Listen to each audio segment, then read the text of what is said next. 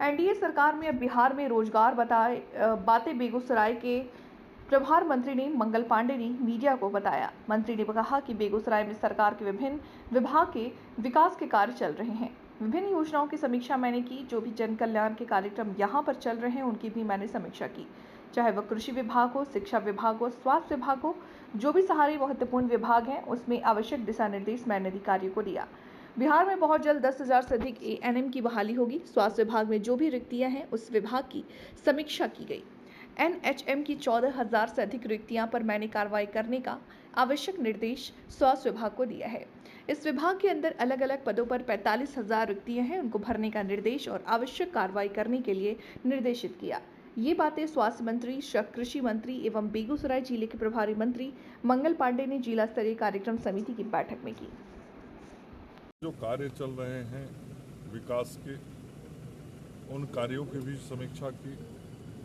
जो जन कल्याण के कार्यक्रम चल रहे हैं उसकी भी समीक्षा हमने की है।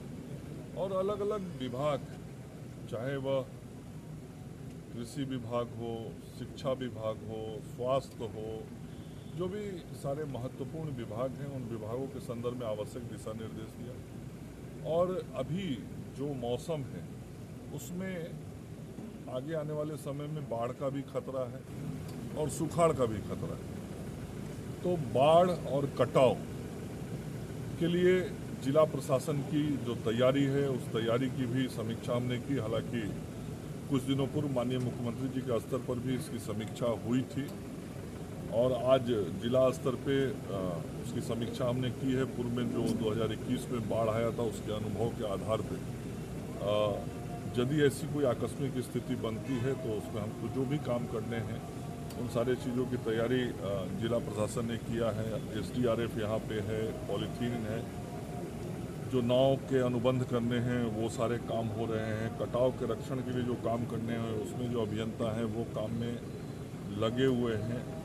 और सुखाड़ की स्थिति आती है तो सुखाड़ की स्थिति में भी यदि कृषि विभाग को कुछ किसानों से मौसम अनुकूल नए फसल पैदा करने हैं तो उसकी क्या कार्य योजना है।